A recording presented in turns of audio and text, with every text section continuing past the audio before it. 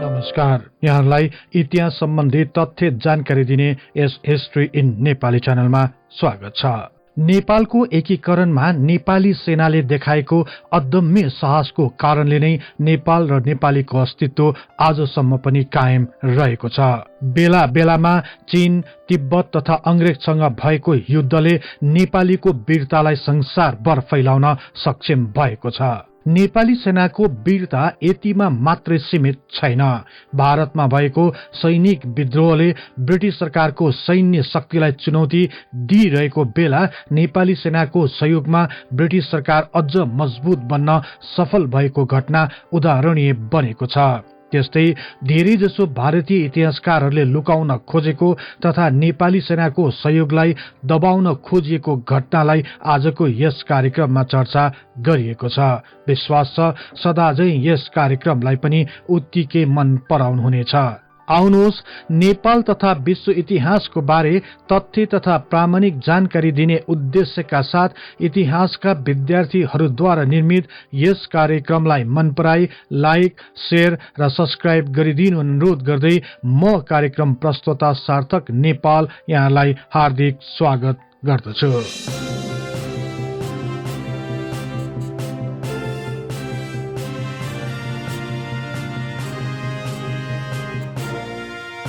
सन् 1947 अगस्त 15 तारिकको दिन 200 सालपछि ब्रिटिस राजबाट भारत स्वतन्त्र भयो।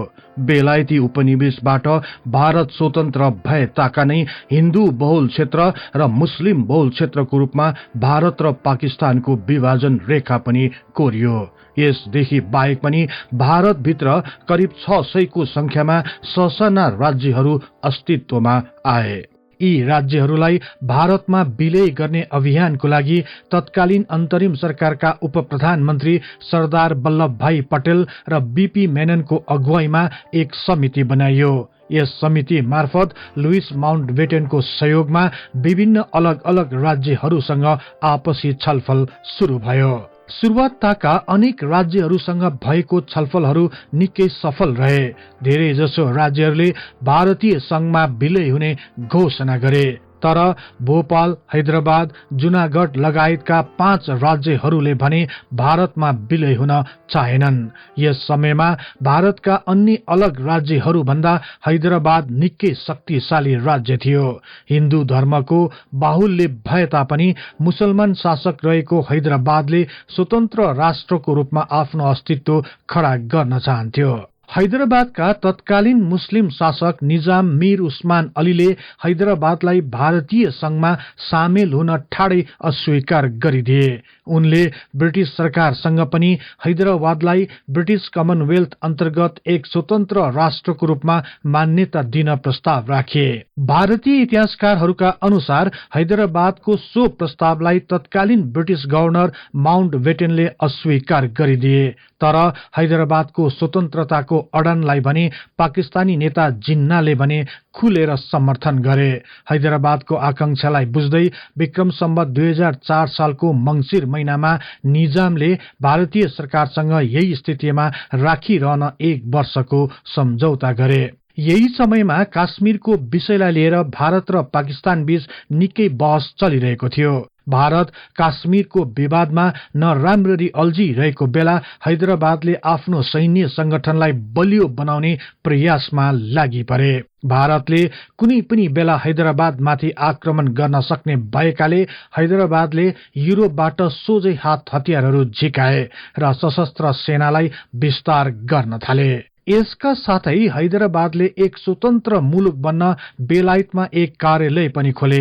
अन्तर्राष्ट्रिय समर्थनको लागि अमेरिकी लगायत अन्य राष्ट्रहरूसँग पनि सहयोगको अपिल गर्नुको साथै संयुक्त राष्ट्र संघमा यसका लागि आवश्यक प्रक्रिया सुरु गर्न थाले।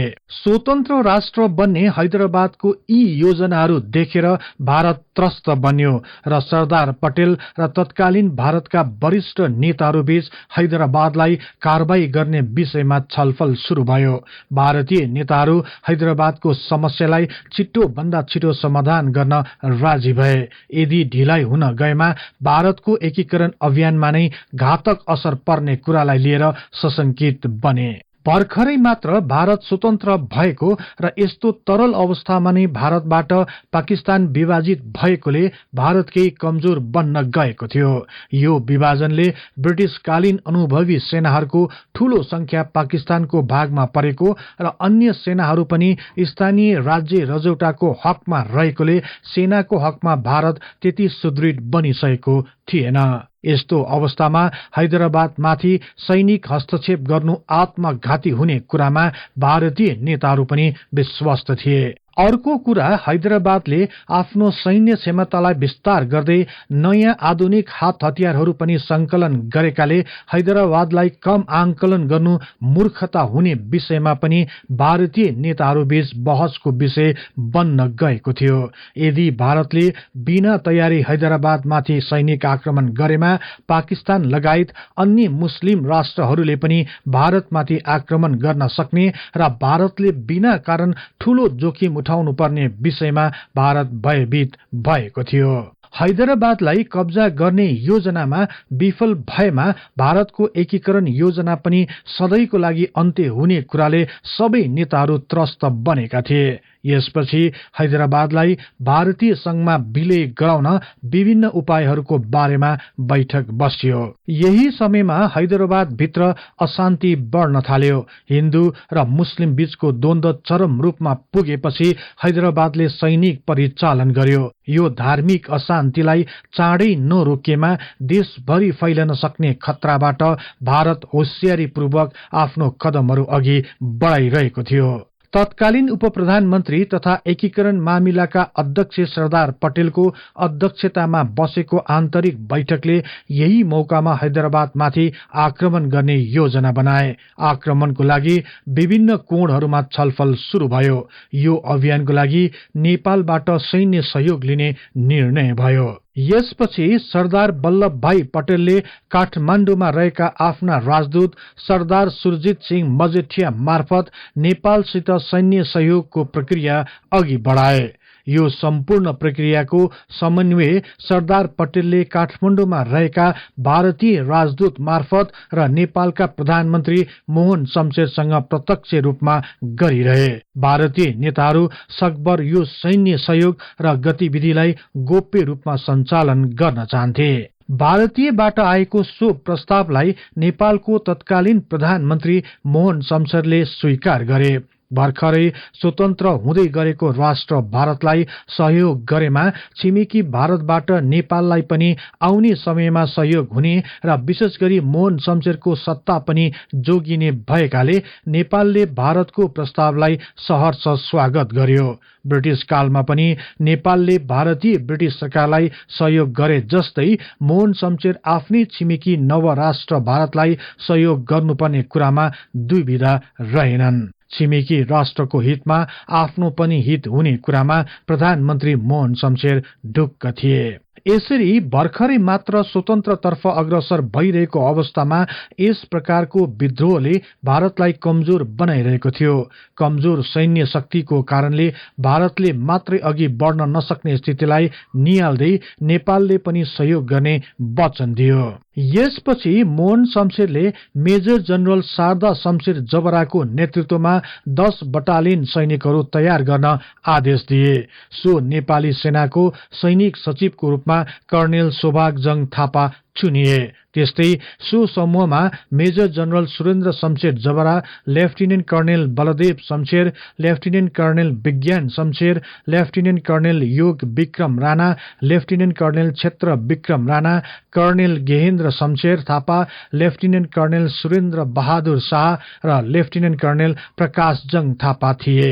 तर इतिहासकार तथा लेखक प्रेमसिंह बस्नेतका अनुसार भारतमा भइरहेको दंगा नियन्त्रण गर्न भारतीय प्रधानमन्त्री जवाहरलाल नेहरूको अनुरोधमा श्री मोहन शमशेरले 20 पल्टन अर्थात करिब 18,000 भन्दा बढी नेपाली सेनाहरू हैदराबाद पठाए भनी उल्लेख गरेका छन्।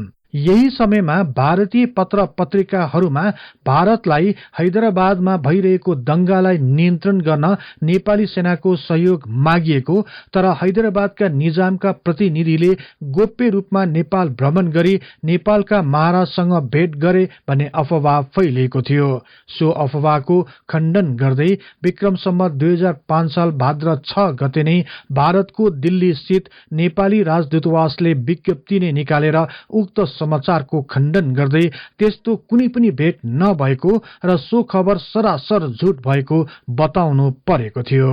यसपछि विक्रम सम्वत 2005 साल श्रावण महिनाको सुरुवात ताका नै मेजर जनरल सुरेन्द्र शमशेर जबराको नेतृत्वमा एक नेपाली सेनाको टोली भारत पठाए। सो टोली श्रावण 15 गते भारतको दिल्ली पुगेपछि मोहन शमशेरले श्रावण 20 गते नै सरदार पटेललाई मेजर जनरल सुरेन्द्र शमशेरको टोली भारत पुगिसकेको र अर्को ठूलो संख्याको नेपाली सेना मेजर जनरल शारदा शमशेरको नेतृत्वमा आज नै काठमाडौँबाट त्यतातिर हिँडिसकेको र केही दिनमा नै त्यहाँ पुगिसक्ने बेहोराको जानकारी गराए। साथै अर्को विशेष सैनिकको सानो समूह भने भदौसम्ममा आइपुग्ने बताए। यसका साथै प्रधानमन्त्री मोहन शमशेरले आफ्नो पत्रमा सरदार पटेलको प्रशंसा गर्दै पटेलको नेतृत्वमा भारतको एकीकरण जस्तो महत्वपूर्ण कार्य अघि बढ़िरहेको र त्यसले सार्थकता प्राप्त गरी विशाल भारतको निर्माण हुने र नेपाली सेना कमाण्डर शारदा शमशेरले नेपाली सेनालाई भारतमा दिएको दायित्व कुशलतापूर्वक निर्वाह गर्ने विश्वास समेत उनले व्यक्त गरे। प्रधानमन्त्री मोहन शमशेरको उक्त पत्र प्राप्त भएपछि सरदार पटेलले विक्रम सम्वत 2005 साल भदौ 6 गतेका दिन जवाफ पत्र फर्काए। उनले पनि मेजर जनरल शारदा शमशेरको प्रशंसा गर्दै भारतको सैन्य सहयोगको प्रस्तावलाई स्वीकार गरी नेपाली सेना भारतमा पठाएकोमा उनी प्रति कृतज्ञता ज्ञापन गर्दै आफूहरूले नेपालको सो सहयोगको उच्च कदर गर्ने समेत उल्लेख गरे। यस्तैमा नेपाली सेनाको भारतीय प्रवेश सम्बन्धमा भारतको संसदमा पनि बहस सुरु भयो। विक्रम सम्वत 2005 साल भदौ 20 गतेको दिन भएको संसदीय बैठकमा यस सम्बन्धी उठिएको प्रश्नको उत्तर दिँदै भारतका तत्कालीन रक्षा मन्त्री सरदार बलदेव सिंहले यस पटक पनि यस अघिको बेला जस्तै नेपाली सेना परिचालित भएको र भारतीय सेनाको रिक्त स्थानमा आन्तरिक सुरक्षाको लागि मात्र नेपाली सेना परिचालित हुने घोषणा गरे। यसका साथै भारतमा नेपालको प्रत्यक्ष सैन्य उपस्थितिले कुनै पनि अन्तर्राष्ट्रिय नियम कानून उल्लंघन गरेको ठहर भएमा नेपाली सेना फिर्ता हुने बताए। नेपाली सेना भारतमा शान्ति सेनाको रूपमा मात्र परिचालन हुने स्पष्ट पारे। त्यसपछि विक्रम सम्वत 2005 साल भदौ 29 गतेका दिन भारतले अपरेसन पोलो नाम राखेर हैदराबादमाथि आक्रमण सुरु गर्यो। सो आक्रमणमा अन्तर्राष्ट्रिय सन्धि सम्झौता उल्लंघनको प्रश्न उठ्ला वा भारतको आफ्नै सुरक्षा निकायको सामर्थ्यमा पनि प्रश्न उठ्न सक्ला भनी भारतमा खटिएको नेपाली सेनालाई हैदराबादमा सञ्चालन गरिएको अपरेसनमा अग्रपंक्तिमा राखिएन। भारतले नेपाली सेनालाई भारतीय सेनाको ब्याक सपोर्टको रूपमा सञ्चालित गर्यो। तर विजयवाडाको क्षेत्रबाट मेजर जनरल अजित रुद्रको नेतृत्वमा भारतीय गोर्खा राइफल्सका सैनिकहरू भने अग्रपंक्तिमा खटे। तर कतिपय इतिहासकारहरूका अनुसार नेपालबाट गएका सैनिकहरूले हैदराबादमा फैलिएको दंगाग्रस्त क्षेत्रहरूमा प्रत्यक्ष सामेल भई भारतीय सैनिकहरूलाई सुरक्षित पूर्वक अघि बढ्न सहयोग गरेका थिए। नेपाली सेनाले हैदराबादमा भइरहेको हिन्दू र मुस्लिम दंगालाई सहजै नियन्त्रणमा लिएको थियो। भारतले हैदराबादमाथि गरेको कारबाही भदौ 29 गतेदेखि असोज 3 गतेसम्म चल्यो। सो युद्धपछि हैदराबाद औपचारिक रूपमा भारतमा विलय भयो। भारतले हैदराबादलाई आफूमा विलय भएको घोषणा गरेकै दिन नेपालका प्रधानमन्त्री मोहन शमशेरले भारतका प्रधानमन्त्री जवाहरलाल नेहरूलाई टेलिफोन गरी हैदराबादलाई भारतीय संघमा विलय गर्न सफल भएकोमा हार्दिक बधाई दिए। भारतमा हैदराबाद विलय भए तापनि भारत पुगेका नेपाली सेनाहरू तत्कालै नेपाल फर्किनन्, किनकि भारतमा अझै पनि जोखिमको स्थिति रहिरहेको थियो। जम्मू कश्मीरको विवाद पनि अझ बल्झिँदै गइरहेको थियो। यसका साथै भारतमा भएको आन्तरिक द्वन्द्वलाई नियन्त्रण गर्न नेपाली सेनाको प्रमुख भूमिका हुने भएकोले केही महिना भारतमा नै बस्न अपील गरियो। यसरी भारतले आफ्नो सुरक्षाको चुनौतीलाई ध्यानमा राख्दै नेपाली सेनालाई विक्रम सम्वत 2005 सालको चैत्रसम्म भारतमा नै राखियो। 6 महिनासम्म भारतमा रहेर नेपाली सेनाको ठूलो टोली मेजर जनरल शारदा शमशेरको नेतृत्वमा चैत्रको दोस्रो हप्तातिर नेपाल फर्कियो। भारतलाई सफलतापूर्वक सघाएर आएको नेपाली सेनालाई अभिनन्दन गर्न टुडीखलमा विशेष समारोहको आयोजना गरियो। तत्कालीन प्रधानमन्त्री मोहन शमशेरले भारतमा खटिएका नेपाली सैनिक जवानहरूको तलबमा सरकारको तर्फबाट प्रति महिना 1 रुपैयाँ वृद्धि गरिएको घोषणा गरे। यसपछि चैत्र 24 गतेतिर नेपाली सेनाको अर्को सानो टोली पनि नेपाल फर्कियो। यसरी नेपाली सेना भारतमा खटिएर नेपाल फर्किए लगत्तै प्रधानमन्त्री मोहन शमशेरले भारतका गभर्नर जनरल राजगोपालचारी र सरदार पटेललाई नेपाली सेना भारतमा काम फत्ते गरी सकुशल नेपाल फर्किएको जानकारी गराउँदै आगामी दिनमा पनि भारतलाई आवश्यक परेमा नेपालले सदैव सहयोग गर्ने वचन दोहोराए। प्रत्युत्तरमा गभर्नर जनरल र तत्कालीन उपप्रधानमन्त्री सरदार वल्लभ भाई पटेलले नेपालको प्रधानमन्त्री मोहन शमशेरलाई नेपालले गरेको सैन्य सहायताको लागि धन्यवाद टक्राए।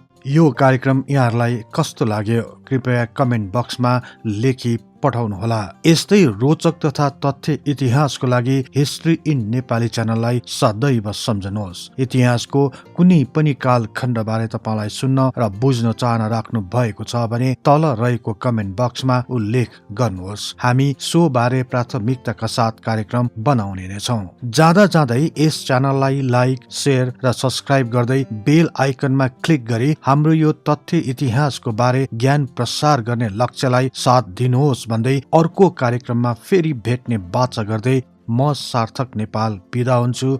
हवस् त, नमस्कार।